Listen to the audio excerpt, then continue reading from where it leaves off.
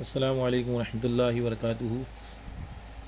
آج کی تعلیم آج آ- آج کی تعلیم شروع کرنے سے پہلے بتاؤں آپ کو کہ تعلیم کا جو مقصد ہے وہ مقصد یہ ہے کہ ہم جو ہے ہماری اصلاح ہو جائے نا، ہمارے اعمال ٹھیک ہو جائیں، ہمارا تعلق اللہ کے ساتھ جڑ جائے، اور اسی مقصد کے لیے ہم نے یہ چینل شروع کیا ہے تاکہ زیادہ سے زیادہ لوگوں تک تعلیم پہنچے۔ وہ لوگ جو موبائل میں زیادہ تر لگے رہتے ہیں اور وہ لوگ جو تعلیم سے دور ہو چکے ہیں ان تک یہ تعلیم پہنچے، اور آپ بھی اس کار خیر میں حصہ لیں، آپ بھی لوگوں تک پہنچائیں، زیادہ سے زیادہ لوگوں تک تعلیم پہنچائیں۔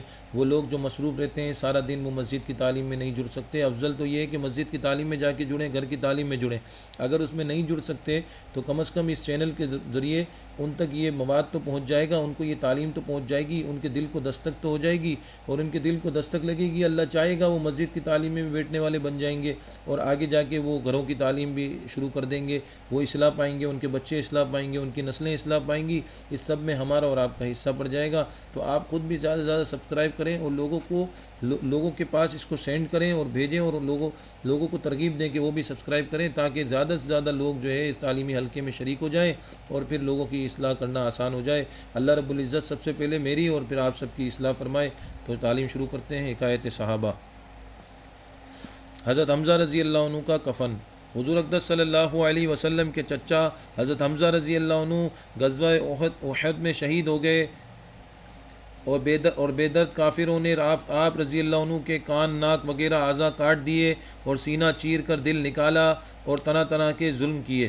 لڑائی کے ختم پر حضور اقدس صلی اللہ علیہ وسلم اور دوسرے صحابہ رضی اللہ عنہ شہیدوں کی لاشیں تلاش فرما کر ان کی تجہیز و تکفین کا انتظام فرما رہے تھے کہ حضرت حمزہ رضی اللہ عنہ کو اس حالت میں دیکھا، نہایت صدمہ ہوا، ایک چادر سے ان کو ڈھانک دیا۔ اتنے میں حضرت حمزہ رضی اللہ عنہ کی حقیقی بہن حضرت صفیہ رضی اللہ عنہ تشریف لائیں کہ اپنے بھائی کی حالت کو دیکھیں۔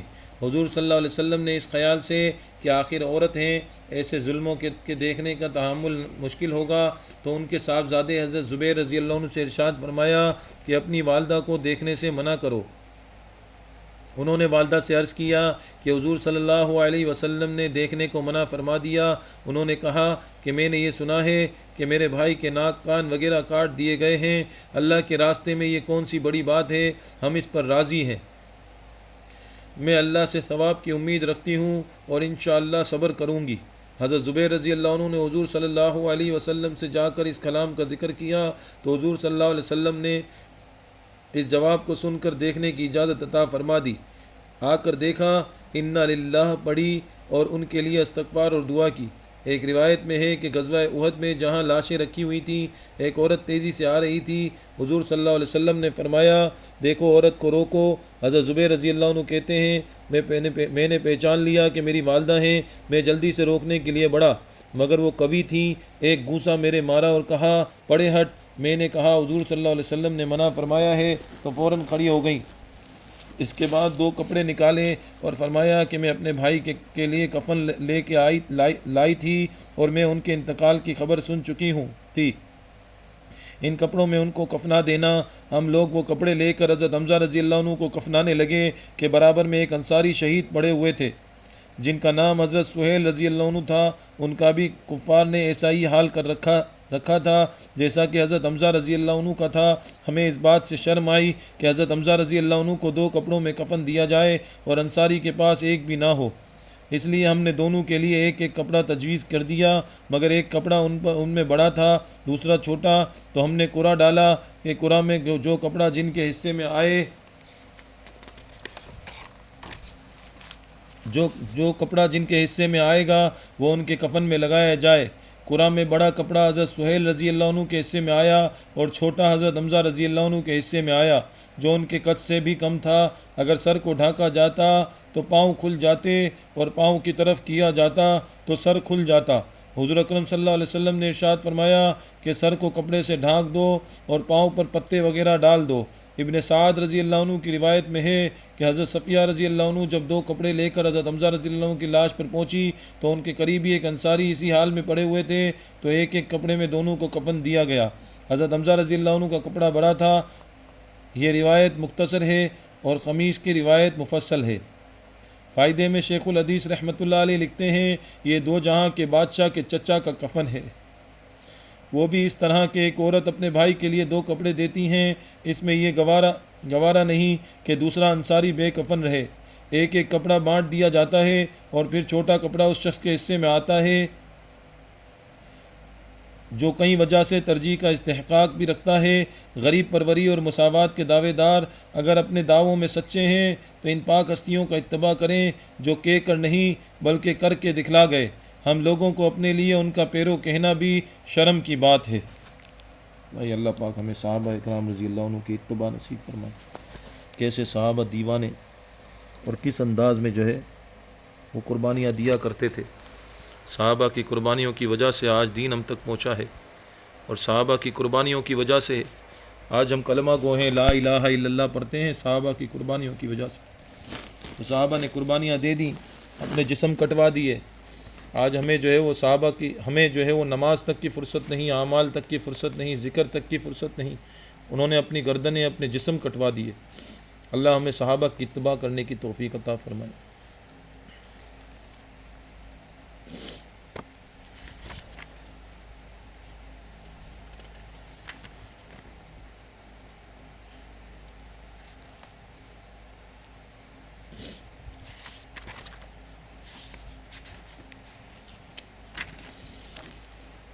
فضائل قرآن۔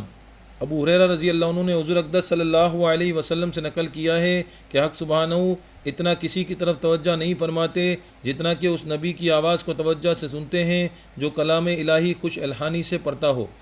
پہلے معلوم ہو چکا کہ حق تعالیٰ شانہ اپنے کلام کی طرف خصوصیت سے توجہ فرماتے ہیں۔ پڑھنے والوں میں انبیاء علیہ السلام چونکہ آداب تلاوت کو باکمالہ ادا کرتے ہیں اس لیے ان کی طرف اور زیادہ توجہ ہونا بھی ظاہر ہے۔ پھر جب کہ حسن آواز اس کے ساتھ مل جاوے تو سونے پر سہاگا ہے، جتنی بھی توجہ ہو ظاہر ہے۔ اور انبیاء کے بعد الافضل فالافضل حسب حیثیت پڑھنے والے کی طرف توجہ ہوتی ہے۔ فضالہ ابن عبید رضی اللہ عنہ نے حضور اقدس صلی اللہ علیہ وسلم سے نقل کیا ہے کہ حق تعالی شانہ قاری کی آواز کی طرف اس شخص سے زیادہ کان لگاتے ہیں جو اپنی گانے والی باندی کا گانا سن رہا ہو۔ بھائی اللہ پاک ہمیں بھی جو ہے وہ تلاوت قرآن کرنے کی توفیق عطا فرمائے، اور روزانہ کم از کم 1 پارہ ہم تلاوت کریں، اور اگر 1 پارہ تلاوت ہم نہیں کر سکتے تو کم از کم آدھا پارہ کر لیں، نہیں تو جتنا ممکن ہو اتنا لازمی پڑھیں۔ روزانہ قرآن کو کھولیں، قرآن کو پڑھیں، اور روزانہ کی سطح پر جو ہے وہ اس کا اہتمام کریں۔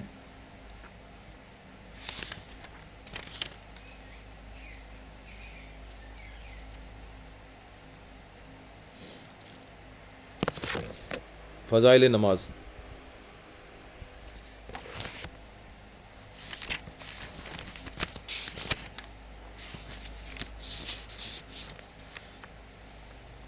حضور اقدس صلی اللہ علیہ وسلم کا ارشاد ہے کہ جماعت کی نماز اکیلے کی نماز سے 27 درجہ زیادہ ہوتی ہے۔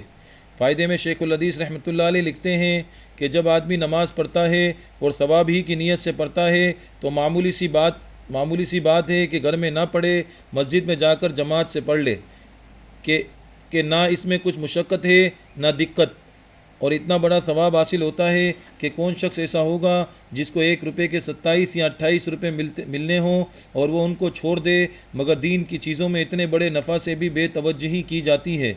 اس کی وجہ اس کے سوا کیا ہو سکتی ہے کہ ہم لوگوں کو دین کی پرواہ نہیں، اس کا نفع ہم لوگوں کی نگاہ میں نفع نہیں۔ دنیا کی تجارت جس میں 1 آنا 2 آنا فی روپیہ نفع ملتا ہے، اس کے پیچھے دن بھر خاک چھانتے ہیں۔ آخرت کی تجارت جس میں 27 گنا نفع ہے وہ ہمارے لیے مصیبت ہے۔ جماعت کی نماز کے لیے جانے میں دکان کا نقصان سمجھا جاتا ہے، بکری کا بھی نقصان بتایا جاتا ہے، دکان کے بند کرنے کے بھی یہ دقت کہی جاتی ہے، لیکن جن لوگوں کے یہاں اللہ جل شانہ کی عظمت ہے، اللہ کے وعدوں پر ان کو اطمینان ہے، اس کے اجر و ثواب کی کوئی قیمت نہیں، اس کے اجر و ثواب کی کوئی قیمت ہے، ان کے یہاں یہ لیچر عذر کچھ بھی وقت نہیں رکھتے۔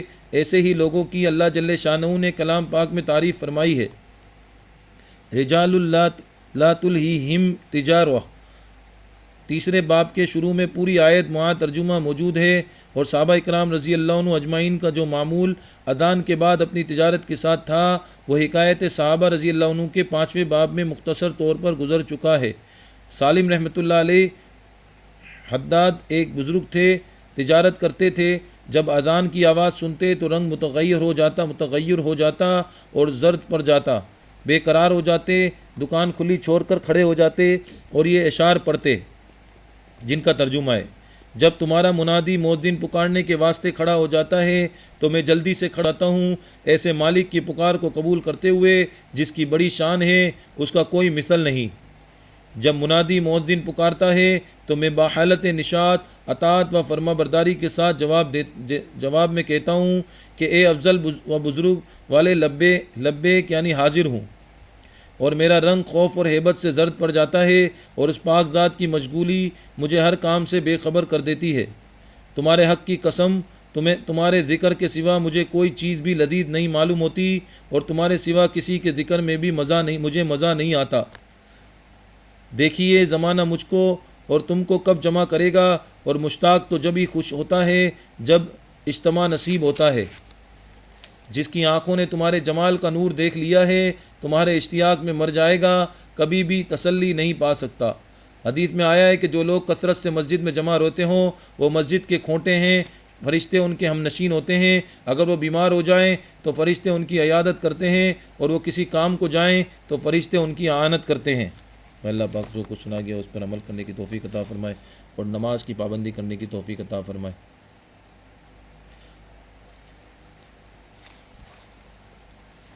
فضائل ذکر۔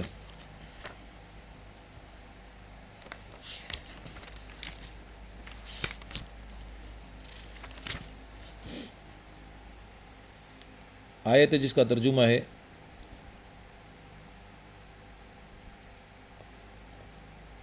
اور ان کافروں نے ان مسلمانوں میں اور کوئی عیب نہیں پایا تھا بجز اس کے کہ وہ خدا پر ایمان لے آئے تھے جو زبردست ہے اور تعریف کا مستحق ہے، اسی کے لیے سلطنت ہے آسمانوں کی اور زمین کی۔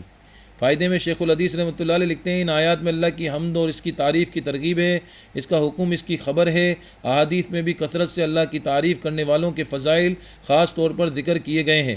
ایک حدیث میں آیا ہے کہ جنت کی طرف سب سے پہلے وہ لوگ بلائے جائیں گے جو ہر حال میں راحت ہوں یا تکلیف اللہ کی تعریف کرنے والے ہوں۔ ایک حدیث میں ارشاد ہے کہ اللہ جل شانہ کو اپنی تعریف بہت زیادہ پسند ہے، اور ہونا بھی چاہیے کہ در حقیقت تعریف کی مستحق صرف اللہ ہی کی پاک ذات ہے۔ غیر اللہ کی تعریف کیا جس کے قبضے میں کچھ بھی نہیں، حتیٰ کہ وہ خود بھی اپنے قبضے میں نہیں۔ ایک حدیث میں آیا ہے کہ قیامت کے دن افضل بندے وہ ہوں گے جو کثرت سے اللہ کی حمد و ثنا کرتے ہوں۔ ایک حدیث میں وارد ہے کہ حمد و شکر کی اصل اور